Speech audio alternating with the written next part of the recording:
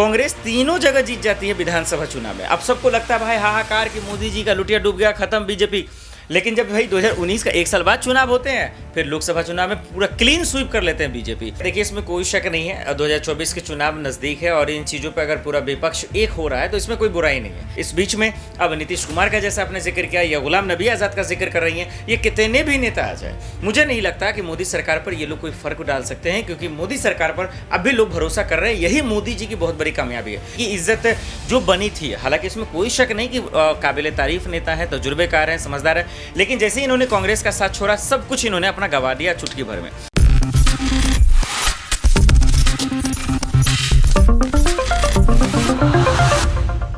मैं प्रांशी राठौर और आप देख रही हैं नेक्स्ट 9 न्यूज। एक बार फिर से स्वागत है हमारे स्पेशल प्रोग्राम आमने सामने में।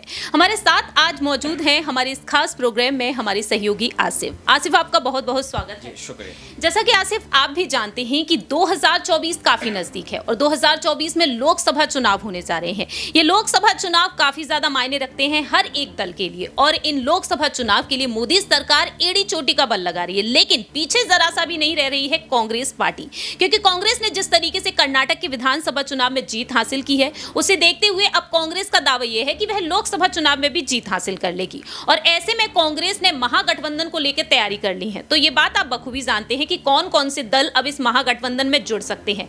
बिहार से लेकर महाराष्ट्र, महाराष्ट्र से लेकर यूपी, यूपी से लेकर दिल्ली तक का दांव खेला जा रहा है कांग्रेस पार्टी की तरफ से।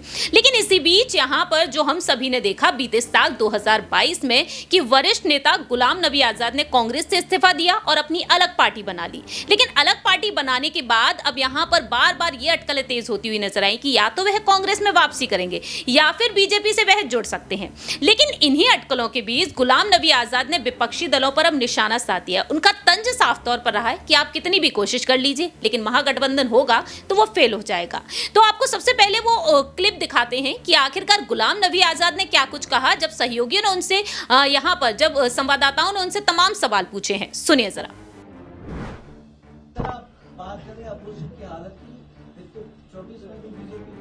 नहीं, मैं सिर्फ आपको हकीकत बताता हूं कि लखली में हिंदुस्तान के पूरे नक्शे को जानता हूं।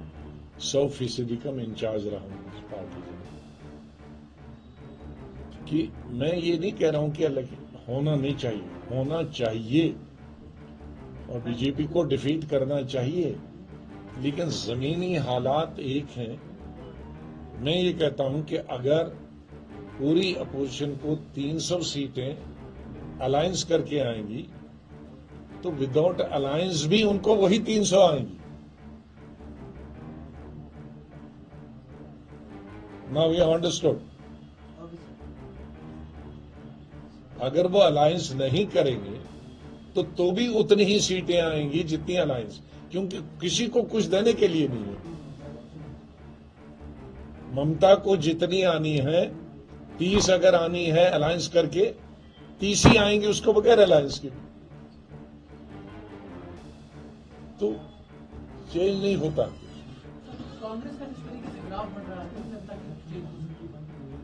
नहीं, अच्छी बात है। मैं पहले कह चुका हूं इस पर कि स्टेटों में कांग्रेस खत्म नहीं हुई है, सेंटर में कांग्रेस खत्म हुई। स्टेटों में जहां जहां भी स्टेट लीडरशिप है वो बाउंस बैक कर रहे हैं। फर्क इतना था, पहले स्टेट सेंटर लीडरशिप से स्टेटें चलती थी, अब स्टेट लीडरशिप से सेंटर चलती है। सेंट्रल लीडरशिप खत्म हो गई है, स्टेट में जहां जहां लीडरशिप है वो अपना अपना टर्फ बचा रहे हैं। तो कोई अगर कहेगी सेंट्रल लीडरशिप से स्टेट जीत रही, जीरो। दैट्स जहां कांग्रेस के पास स्टेट लीडरशिप नहीं है वो खत्म हो गई।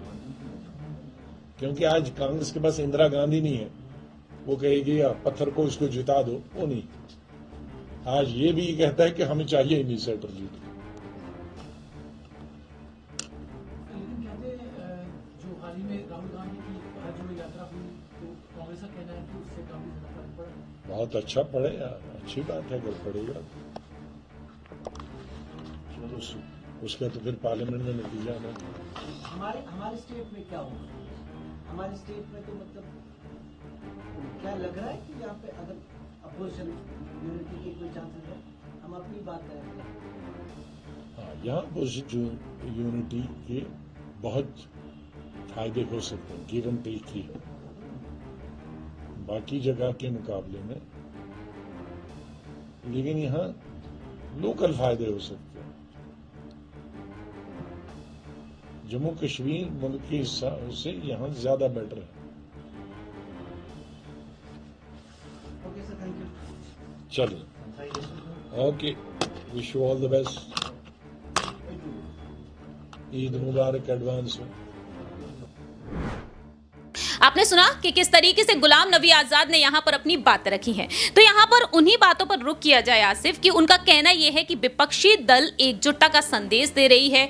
80 लोकसभा सीटों का दावा किया जा रहा है यूपी से और बाकी के तमाम राज्यों से भी। तो यहाँ पर वह कहते हैं कि ये फेल होते हुए नजर आएंगे। आपकी क्या कुछ राय है इस पर? जी शुक्रिया। देखिए, इसमें कोई शक नहीं है, 2024 के चुनाव नजदीक है और इन चीज़ों पर अगर पूरा विपक्ष एक हो रहा है तो इसमें कोई बुराई नहीं है। लेकिन एक सच्चाई ये भी है कि देखिए, इन विपक्ष के एक होने से मोदी सरकार का ये लोग बाल भी बाका नहीं कर पाएंगे, कुछ बिगाड़ नहीं पाएंगे। इसका एग्जाम्पल के तौर पे समझते हैं, 2014 का चुनाव हो या 2019 का चुनाव हो, तमाम चुनावों में ये लोग एक थे लेकिन कोई फर्क नहीं पड़ता नजर आया।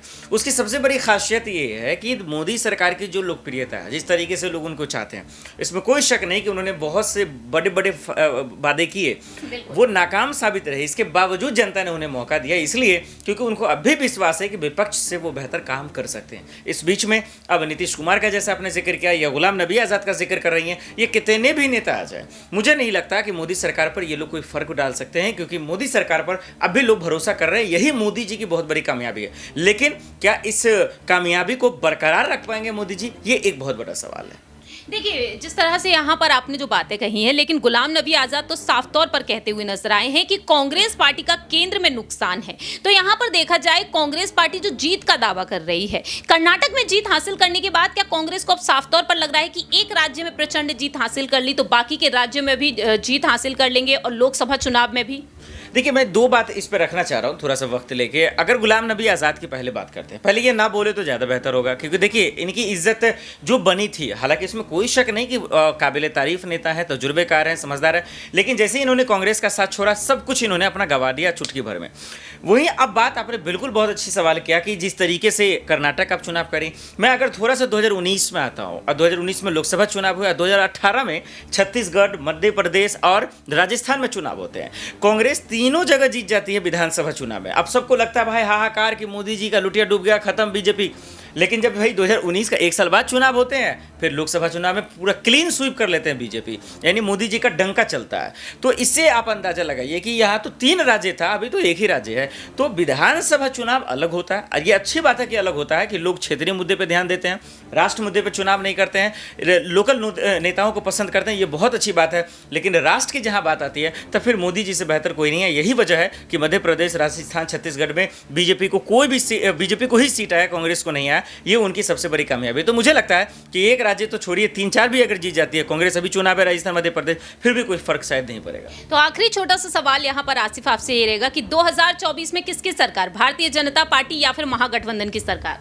नहीं, मुझे लग रहा है कि देखिए बीजेपी की ही सरकार बनने वाली। महागठबंधन, हाँ, ये इस बार जरूर होगा कि बीजेपी के जो वोट शेयर हैं या फिर सीट शेयर हैं, उसमें थोड़ा सा भले गिरावट आ जाए, जो बहुमत का आंकड़ा पिछले बार है, लेकिन ये नहीं कि वो हार जाएंगे। मुझे कहीं से भी नहीं लगता कि वो हार पाएंगे। महागठबंधन जरूर बनेगा, चाहे कांग्रेस थोड़ा सा अभी थोड़ा सा राहुल गांधी के भारत जोड़ो यात्रा से छवि बेहतर हुई है, तो शायद वोट थोड़ा सा बढ़े।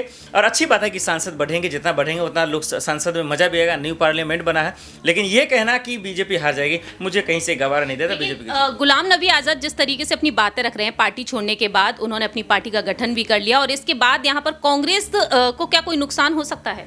कांग्रेस को किस बात का नुकसान होगा? और गुलाम नबी की आजाद के संदर्भ में अगर बात करें तो देखिए ना, ये लोग एक ही आदत रही है, जिस थाली में खाना उसी थाली में छेद करना, और ये बीजेपी में जाने के लिए तमाम तरह की चापलूसी करते भी नजर आ रहे हैं। तो उससे अगर कांग्रेस को नुकसान की बात है, मुझे नहीं लगता कहीं से होने वाली है, क्योंकि देखिए कैप्टन अमरिंदर भी साथ छोड़ दिए, कांग्रेस हार गई, लेकिन उसके बाद फिर वो बीजेपी में जाने वाले थे, बीजेपी ने उनको भी गवारा नहीं दिया, कोई मतलब नहीं है। हार्दिक पटेल तमाम लोगों से, मुझे ये लगता है, अभी देखिए कर्नाटक में कितना ये हो रहा था, वहां भी वे लोग जीत गए।